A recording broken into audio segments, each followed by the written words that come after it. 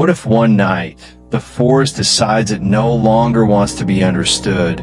What if it begins to watch you the way you once watched it? And worse, what if the thing that turns against you is the one you trusted the most? Listen carefully, because this is not just a story. This is a warning. There was once a hunter named Ayaan, a quiet man who lived on the edge of an ancient forest. A forest so old that even the wind seemed tired as it passed through its endless trees.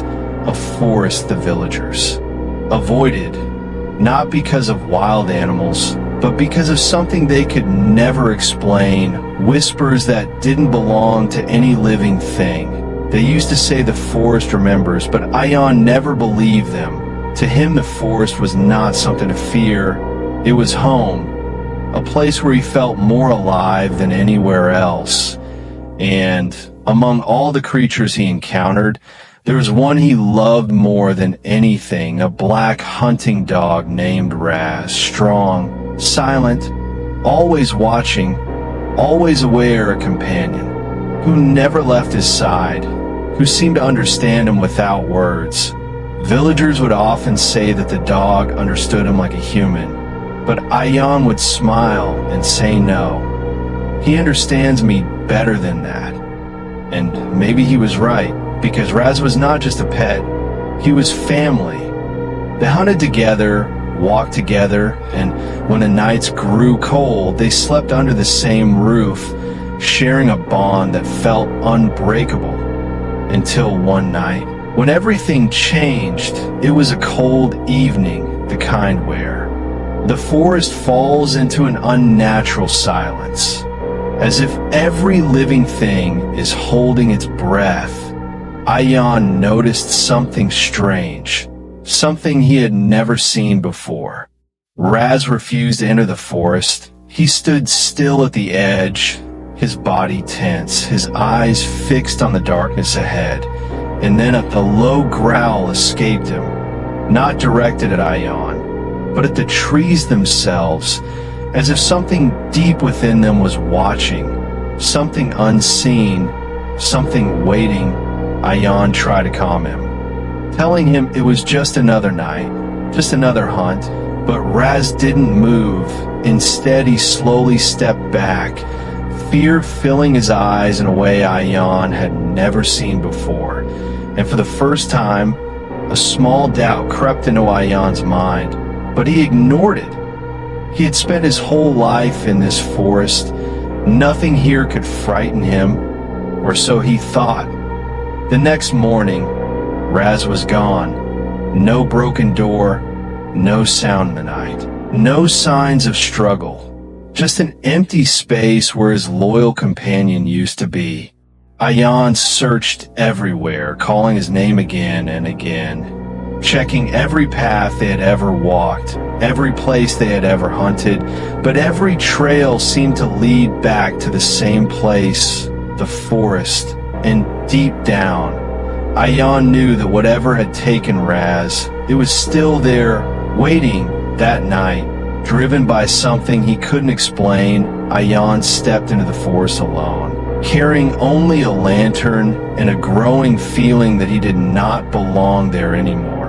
The deeper he walked, the colder the air became. The trees seemed taller, their shadows stretching in unnatural ways, and the silence, it was heavier now, pressing against him, making every step feel louder than it should be. And then he heard a faint sound, soft, almost lost in the wind, his name. Ayaan. He froze, his heart beginning to race, because he recognized that voice. It was Raaz, but it wasn't right.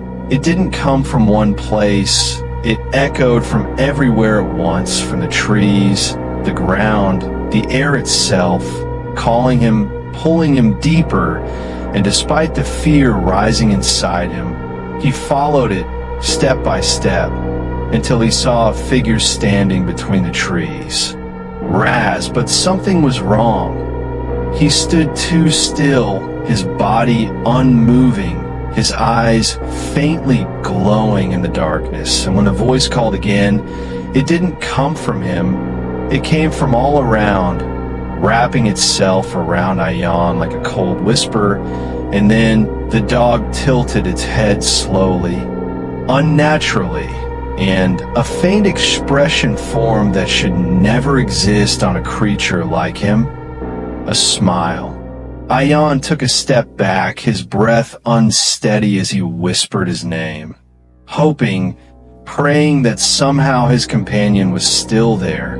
But the thing in front of him spoke, not with the voice he knew, but with something deeper, something older, telling him that Raaz was gone, that what stood before him was only a vessel. And in that moment, Ayaan understood that this was not his dog. Not anymore.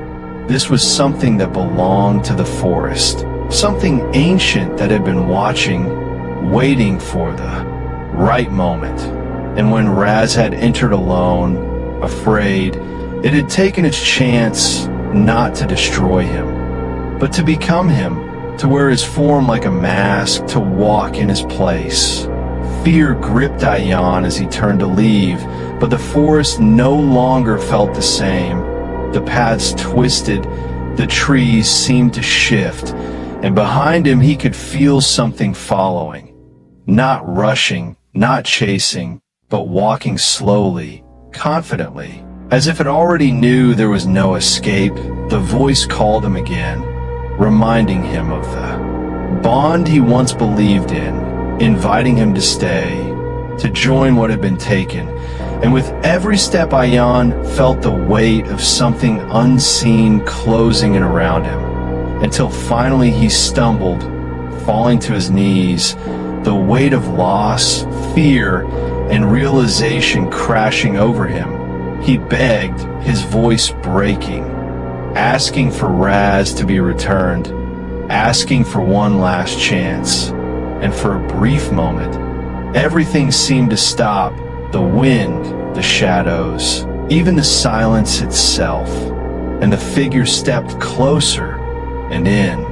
Its eyes, just for a second, Ayaan saw something familiar, something real, a trace of the companion he had lost, trapped somewhere deep within, reaching out without words.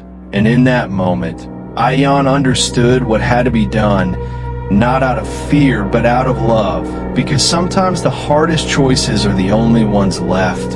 And as he stood there, facing the thing that wore the face of his closest companion, he whispered a final apology, his voice filled with everything he could not say, the forest holding its breath as if it too was watching, waiting. And then everything fell silent, the kind of silence that lingers long after a moment has passed. The next morning, the villagers found Ayaan sitting at the edge of the forest, alone, unmoving, his expression empty, as if something inside him had been left behind in those woods. They asked him what had happened, where Raaz had gone, what he had seen, but for a long time he said nothing.